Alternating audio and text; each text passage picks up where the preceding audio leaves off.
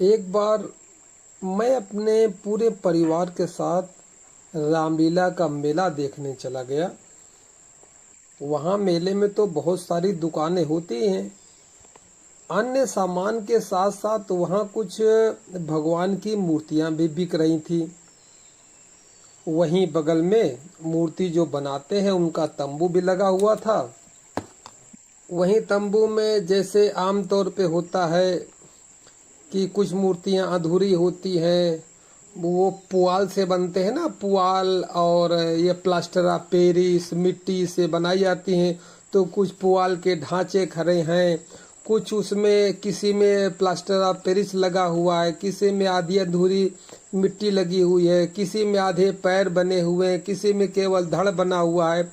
इस प्रकार के अधूरी बनी हुई मूर्तियां और साथ में फिनिश की हुई तैयार की हुई मूर्तियां बाकायदे पेंट करके रंग करके फर्स्ट क्लास बना हुई तैयार थी बिकने के लिए। वहीं मैंने देखा कि मेरा बेटा, छोटा वाला बेटा वेदांत, बहुत गौर से उन बनती हुई भगवान की मूर्तियों को देख रहा था। तो उसने मुझसे वहीं मेले में प्रश्न किया कि पिताजी, भगवान ने इंसान को बनाया है या इंसान ने भगवान को बनाया है? बिल्कुल सही मौके पर उदाहरण के साथ सामने प्रत्यक्ष रूप से देखते हुए और उसका प्रश्न सुनते हुए मैं भी थोड़ा सीरियस हो गया कि इस बात का इसको क्या उत्तर दूं। उम्र भी बहुत छोटी है। फिर मेरे मन में विचार आया कि शरीर की उम्र छोटी हो सकती है, चेतना की कोई उम्र नहीं होती है। अगर किसी बच्चे के भीतर इस प्रकार का प्रश्न उठता है तो उसको सटीक और सही उत्तर जरूर मिलना चाहिए। उस समय जो मैंने वेदांत से कहा कि जिस भगवान को इंसान ने बनाया है, जिस भगवान का वर्णन किताबें, मन, बुद्धि कर सकती है, जहां तक भी वर्णन कर सकती है, उस वर्णन किए जाने वाले भगवान ने आदमी को नहीं बनाया है। और जिस भगवान के विषय में पुस्तकें हुई, मन हुआ, बुद्धि हुई, इस प्रकार बुद्धि से जिस भगवान का वर्णन नहीं किया जा सकता, उसको नहीं बताया जा सकता, जो भगवान मन बुद्धि से भी और आगे दूर परे है, जो मन और बुद्धि की जहां हद होती है, सीमा होती, उस सीमा के पार है, ऐसे भगवान ने आदमी को बनाया है। अब आता है तो फिर भगवान की तलाश कैसे की जाए? तो ये जो बाजारों में, मंदिरों में भगवान की मूर्तियां हैं, ये सब क्या हैं? ये सारी की सारी मंदिर में स्थापित मूर्तियां या मेले में बिकने वाली मूर्तियां या घर में स्थापित होने वाली मूर्तियां केवल उस परमात्मा जो सच्चा वास्तव में परमात्मा है, उसकी राह पर चलने के लिए एक प्रतीकात्मक सिंबॉलिक चिन्ह की तरह हैं। परमात्मा के मार्ग पर चलने के लिए ये जितनी मूर्तियां हैं, मंदिर हैं, ये मील के पत्थर से अधिक कुछ नहीं है। इसके विषय में ज्यादा विस्तार से समझना है तो आपको मेरा पिछला वीडियो भाग 13 सुनना चाहिए कि मूर्ति का रहस्य क्या है।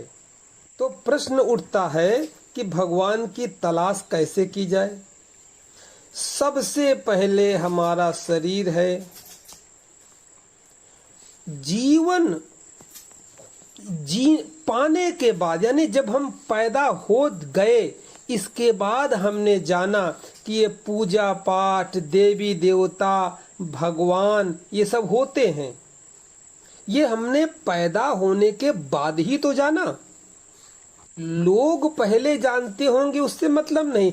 मैंने कब जाना? जब मेरा जन्म हो गया। जन्म होने के बाद जब मेरे में बुद्धि आई, तब हमने जाना कि भगवान भी होता है, देवी देवता भी होते हैं, मंदिर भी होते हैं, मूर्तियां भी होती हैं। तो सबसे पहले जीवंत शरीर है, जीवित शरीर आया। परमात्मा हुआ, भगवान हुआ, प्रभु हुआ, मोक्ष हुआ, कैवल्य हुआ, निर्वाण हुआ। ये जितने जितने अध्यात्म के शब्द हैं, धर्म के शब्द हैं, सारे के सारे बाद में आए। पहले मैं आया, पहले मेरा जन्म हुआ, पहले मेरे शरीर का जन्म हुआ। अब इस शरीर के भी दो भाग हैं। एक भाग स्थूल शरीर है जो हमको दिखाई पड़ता है। दूसरा इसी शरीर के अंदर, इसी के भीतर, इसी के अंदर आत्मा कह लीजिए, चैतन्य कह लीजिए, अशरीरी शक्ति कह लीजिए, जो दिखाई नहीं पड़ती है, जिसको केवल बुद्धि के स्तर पर समझा जा सकता है कि भाई शरीर में वाणी बोलती है, शरीर चलता फिरता है, बुद्धि चिंतन करती है। शरीर में जो इंद्रियां होती हैं, इन इंद्रियों के द्वारा सभी कार्य पूरे होते हैं। तो कोई न कोई ऊर्जा इस शरीर के अंदर अवश्य है, जो आंखों के द्वारा देखती है। क्योंकि ये जो आप प्रत्यक्ष आंख देख रहे हैं चमड़े की, ये केवल देखने के यंत्र की भांति काम करती है, देखती नहीं है। क्योंकि अगर आंख देखती तो मरे आदमी के पास भी आंख होती है, वो तो देखने में समर्थ नहीं है। तो आंखों के द्वारा भीतरी जो शक्ति है, चेतना है, वही देखती है, वही कानों के द्वारा सुनती है। कान नहीं सुनते हैं, कान तो एक माध्यम है सुनने का। जो भीतर चेतना है वही कान यंत्र के माध्यम से सुनने का काम करती है। आदमी की खोपड़ी के अंदर जो ये मस्तिष्क नाम का एक लोथड़ा होता है, जिसमें करोड़ों नस नाड़ियों का झुंड होता है, इसी को मस्तिष्क कहते हैं। या सीधे सीधे कार्य नहीं करता है, वो जो भीतर चेतन शक्ति है वही इस मस्तिष्क का भी संचालन करती है। तो इस तरह अगर हम देखें तो हमारा शरीर दो का जोड़ होता है। एक जो हमें स्थूल रूप में दिखाई पड़ता है, आपने प्रवचनों में, सत्संगों में सुना होगा कि शरीर 5 तत्वों का मिलके बना होता है। तो एक जो ये दिखाई पड़ता है 5 तत्वों का शरीर, एक ये वाला हो गया स्थूल शरीर, जो एक दिन मिट जाएगा, मर जाएगा, गल जाएगा। दूसरा, इसके अंदर जो चेतना होती है, जीवन होता है, जीवन, चेतना, चैतन्य होता है, आत्मा भी कह सकते हैं, का विनाश नहीं होता, वो अविनाशी है। जन्म के समय शरीर के अंदर प्रवेश किया और मृत्यु के बाद शरीर से निकल गई। का कोई शरीर नहीं होता, इसलिए उसको अशरीरी कहिए। अब दोनों को जोड़ दीजिए, यानी एक हो गया शरीर और इसमें जोड़ दीजिए अशरीरी आत्मा, ये बराबर हो जाएगा आपके जीवित शरीर के। स्थूल शरीर के विषय में आप भली भांति जानते हैं, आपका पूरा अनुभव है। इसको काम करने के लिए अच्छी तरह आप कसरत करते हैं, जिम जाते हैं, भोजन करते हैं, जल पीते हैं, पौष्टिक चीजें खाते हैं, विटामिन्स वगैरह खाते हैं, सारा का सारा इस भौतिक शरीर के ऊपर है, स्थूल शरीर के लिए करते हैं। और आप इसको विस्तार से विधिवत जानते भी हैं, या पूरा का पूरा आपके अनुभव में सिद्ध है। सिद्ध इसलिए कह रहा हूँ, इसका ज्ञान आपको पूरा इसलिए है कि आप भोजन करते हैं, जल पीते हैं, इसके द्वारा ये चलता है। और आपको ये भी पता है कि अगर आप भोजन को छोड़ दें, भोजन न लें, जल न लें, कोई खाने पीने की चीज न लें, तो ये काम नहीं करेगा। इस स्थूल शरीर को चलाने के लिए, इससे काम लेने के लिए खाने पीने की बहुत आवश्यकता है दैनिक, जो कि आप करते हैं। तभी तो ये जीवित है, तभी तो चल रहा है ये। जैसे आपका ऊपर का शरीर चल रहा है, उसी प्रकार, बिल्कुल उसी प्रकार भीतर जो अशरीरी चैतन्य आत्मा है, उसको भी पोषण देने के लिए, यानी खाने पीने की ताकत देने के लिए, उसको भी पोषण देने के लिए परमात्मा ने एक स्वतः संचालित व्यवस्था, यानी उसमें आप कुछ कर नहीं सकते, वो अपने आप उसको पोषण मिलता रहता है। कैसे? वो है श्वास। आप लगातार, जिस दिन से आपका जन्म हुआ और जब तक चैतन्य शरीर के अंदर रहेगा, शरीर नहीं मरेगा, तब तक श्वास आपके अंदर आती जाती रहेगी। आप किसी भी हालत में हो, आप स्वस्थ हो, अस्वस्थ हो, बीमार हो, दुखी हो, सुखी हो, टेंशन में हो, कोमा में हो, कैसी भी हालत में हो, मगर श्वास प्रश्वास तो चलती ही रहेगी, क्योंकि श्वास प्रश्वास के द्वारा ही भीतर बैठे चैतन्य को भोजन मिलता है, पोषण मिलता है, उसी से वो जीवित है आपके भीतर। आपके भीतर जो चैतन्य रूपी आत्मा है, उसका अस्तित्व श्वास पर ही आधारित है। ये जीवन चक्र के अनुसार जब कोई बच्चा माँ के गर्भ में होता है, तो माँ की नाभि के द्वारा उसका संचालन होता है, यानी माँ की और बच्चे की दोनों की बीच में जो नाल होती है, इसके द्वारा बच्चे का पोषण, जीवन का संचालन होता रहता है। और जैसे ही बच्चा पृथ्वी में जन्म लेता है, तो माँ की नाभि से उसको कट कर दिया जाता है, यानी नाल काट दी जाती है, उसका माँ से संबंध विच्छेद कर दिया जाता है। और नाल काटने में उसे कष्ट होता है, और कष्ट में वो रोता है, और रोने में जब भीतर की वायु बाहर निकलती है, पेट खाली हो जाता है, भीतर कुछ नहीं बचता, तो पलट करके श्वास के रूप में वो पहली श्वास अपने भीतर लेता है जीवन में, पहली श्वास। और जब श्वास अंदर चली गई, फिर पुनः बाहर आती है, फिर अंदर जाती है, फिर आती है, फिर बाहर जाती है, और बच्चे का जीवन लीला प्रारंभ हो जाता है। बच्चे को पहले पूरा का पूरा पोषण माँ की नाभि से मिल रहा था, अब भोजन से मिल रहा है स्थूल शरीर का पोषण, और श्वास से मिल रहा है भीतर चैतन्य का पोषण। हम कैसी भी अवस्था में क्यों न हो, शांति में हो, अशांति में हो, क्रोध में हो, अशुद्धता में हो, शुद्ध हो, या सुख में हो या दुख में हो, या कोई पाप कर्म कर रहे हो या कोई पुण्य कर्म कर रहे हो, यहाँ तक कि सो रहे हो, जग रहे हो, नींद देख रहे हो, सपना देख रहे हो, बेहोशी में हो, बीमारी में हो, यानी कोमा तक में भी अगर हम चले जाएं, अर्थात हम किसी भी अवस्था में चले जाएं, मगर मेरी श्वास प्रश्वास लगातार आती जाती रहती है, क्योंकि इसी के द्वारा तो भीतर चैतन्य पड़ा हुआ है। उसकी खुराक ही श्वास से मिलती है। श्वास माने प्राणवायु, और विज्ञान की भाषा में ऑक्सीजन। ऑक्सीजन भीतर श्वास के द्वारा ही मिलती है, और हम सभी ऑक्सीजन से ही जीवित हैं। जब तक श्वास प्रश्वास भीतर चलती रहती है, तब तक शरीर के भीतर जो चैतन्य आत्मा है, उसका अस्तित्व बना रहता है भीतर। और जिस क्षण श्वास का आना जाना नासिका द्वार के माध्यम से भीतर बंद हो जाता है, उसी क्षण आत्मा का इस स्थूल शरीर से संबंध विच्छेद हो जाता है।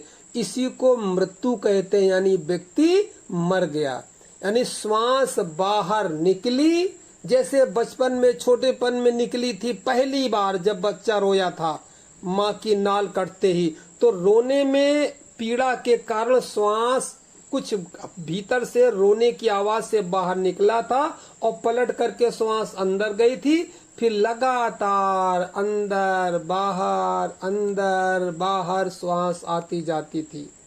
अब जीवन के अंत समय में जब अंतिम श्वास बाहर जाए और पलट करके भीतर न आए, समझ लीजिए बस संबंध दोनों शरीर, स्थूल शरीर और अशरीरी शरीर दोनों का संबंध विच्छेद हो गया।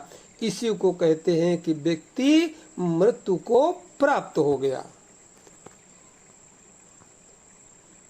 श्वास का हमारे शरीर और चैतन्य आत्मा के बीच में बहुत गहरा संबंध है।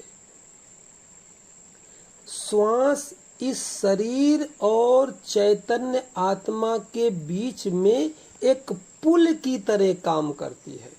जैसे आपने कोई पुल देखा होगा ना, नदी का पुल दो किनारों को जोड़ता है, उसी तरह श्वास पुल के तरह काम करती है, जिसके एक सिरे पर तो शरीर होता है और दूसरे सिरे पर आत्मा होती है। दोनों का जो जोड़ने वाले है पुल है वो है श्वास। अब शरीर का तो हम सबको पूरी तरीके से अनुभव है, और अगर थोड़ा सा प्रयास किया जाए तो नासापुटों से आती जाती श्वास का अनुभव भी किया जा सकता है। शरीर का अनुभव तो पूरा है, बिना किए आपका अनुभव अस्तित्व में है कि शरीर है।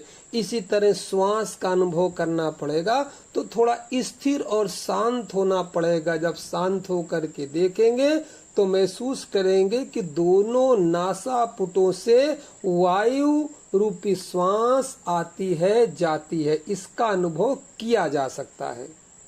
अगर इसको दूसरी भाषा में कहा जाए तो ऐसा कहा जाएगा कि शरीर में नासापुटों के अंदर जाने वाली श्वास जो भीतर जा रही है यह जीवन है, और बाहर निकलती हुई श्वास मृत्यु है। तो हम ऐसा कह सकते हैं कि जीवन जो है, जीवन और मृत्यु के झूले में हम झूल रहे हैं। अब यहाँ थोड़ा जरा गंभीरता से, बिल्कुल सजगता के साथ, बात तो सरल है मगर फिर भी पुनः विचार करना पड़ेगा होश के द्वारा, कि उस शक्ति को जो भीतर है, चैतन्य आत्मा है, ऊर्जा है, या कुछ लोग भगवान कहते हैं या परमात्मा कहते हैं, कुछ ईश्वर कहते हैं, कोई भी नाम लेकर के आप बुला सकते हैं। यानी जो भीतर अशरीरी शक्ति पड़ी है वो भीतर शरीर में कहाँ पर है, किस जगह है, पर्टिकुलर उसकी जगह कौन सी है। वैसे प्रवचन के तौर पर तो हम लोग यही कहते रहते हैं कि परमात्मा सर्वत्र है, परमात्मा सब जगह है, वो कण कण में समाया हुआ है। मगर ये सब कोई बात जचने वाली नहीं है, पचने वाली नहीं है, ये बात हजम नहीं होती। क्योंकि किसी ने कह दिया उधार, उसकी बात को तुम तोतों की तरह दोहराए जा रहे हो। अरे बात किसने कही? ये तुलसीदास जी ने रामायण में कही कि हरि व्यापक सर्वत्र समाना, प्रेम से प्रकट होए हम जाना। हरि व्यापक सर्वत्र समाना, यानी परमात्मा सर्वत्र सब जगह समान रूप से समाया हुआ है, समान रूप से विद्यमान है। अब इसी बात को तोतों की तरह तुम भी दोहराए जाओ तो भगवान मालिक है तुम्हारा। अरे ये अनुभव तुलसीदास को हुआ। जब तुलसीदास को अनुभव हो गया तब उन्होंने कहा कि हरि व्यापक सर्वत्र समाना। उनको हर जगह भगवान दिखाई देने लगा समान रूप से। अब अभी आपको कहाँ दिख रहा है? अभी तो कुछ पता ठिकाना नहीं है। तुलसीदास की टांग को बस खींचे जा रहे जो उन्होंने कह दिया। अभी हम सबका ये अनुभव नहीं है, क्योंकि तुलसीदास अनुभव की उस उच्चतम अवस्था पर पहुंच गए थे। जब उनको ये अनुभव हुआ तब उन्होंने ये कहा। हम क्या करते हैं, हम तुलसीदास की बात को बिना अनुभव के बस तोते के तरह दोहराते चले जाते हैं। एक बात समझ लो, चाहे भक्ति मार्ग हो चाहे ध्यान मार्ग हो, इस मार्ग पर चलते चलते जब तुम्हें सर्वत्र परमात्मा का अनुभव होने लगे, उस समय तुम अपने अनुभव से इस बात को कहना। किसी की सुनी सुनाई, लिखी लिखाई पुस्तकों के द्वारा, शास्त्रों के द्वारा अगर तुम कहने लगे हो, उसमें कोई अर्थ नहीं, कोई ज्ञान नहीं, कोई भाव नहीं उसमें। तब तक तुम्हें अनुभव न हो तब तक मत कहना, क्योंकि हमें तो अभी धर्म के आबासा यानी ABCD से शुरू करना पड़ेगा। बिल्कुल प्रथम पायदान से विचार करके चलना पड़ेगा। हम खड़े हैं प्रथम पायदान पर और बात कर रहे हैं तुलसीदास के अनुभव की कि हरि व्यापक सर्वत्र समाना परमात्मा कण कण में विद्यमान है। तो भगवान भला हो तुम्हारा। अरे क्या होगा, तुम्हारे अनुभव क्या होगा ये तुम ही जानो। बस आज इतना ही। कल थोड़ा उस पे चर्चा करेंगे कि परमात्मा, सबसे प्रथम पहले पादान से बात करेंगे कि अगर शरीर और अशरीरी दोनों का जोड़ने वाला सेतु जो हो ये श्वास है और भीतर चैतन्य आत्मा है, तो वो कहाँ है, किस जगह है और उसको कैसे अनुभव किया जा सकता है। बस जिस क्षण एक बार वो भीतर अनुभव में आ जाएगा, तब आप इस कहने के अधिकारी नहीं, आप जान जाएंगे कि वो सर्वत्र व्याप्त है। पहले है कहाँ ये जाने तो इसके विषय में कल चर्चा करेंगे विस्तार से। इसलिए कल आपको आगे की वीडियो जल्दी नोटिफिकेशन मिल जाए, जैसे मैं डालूं तो एक काम करें, मेरे चैनल को अभी सब्सक्राइब करें, बेल आइकन दबाएं, और जो अभी आपके धार्मिक मित्र हो उनको इस प्रकार की चर्चा लगातार शेयर करते रहें, ताकि आपके बीच एक ऐसा धार्मिक माहौल बन जाए कि जब मैं प्रैक्टिकल के रूप में इस प्रकार की साधना को जूम ऐप पर कराऊं, तो उसमें सब कम से कम 3-4 लोग आपके साथ बैठकर करने वाले तो हो।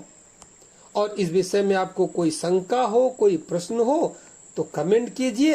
अगर अच्छा लगा हो तो कौन सी बात अच्छी लगी ये कमेंट करिए, या बुरी लगी हो तो कौन सी बात बुरी लगी ये कमेंट करिए, और जो ना समझ में आया हो उसको भी कमेंट करिए। सब पे विचार किया जाएगा।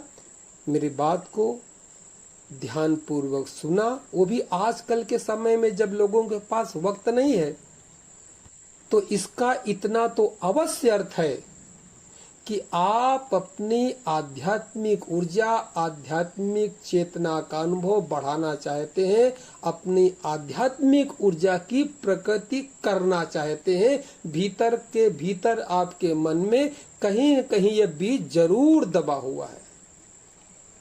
धन्यवाद। अगले वीडियो में फिर मिलते हैं। हरि ओम। मेरा व्हाट्सएप नंबर 98 97 72 74 41 देहरादून।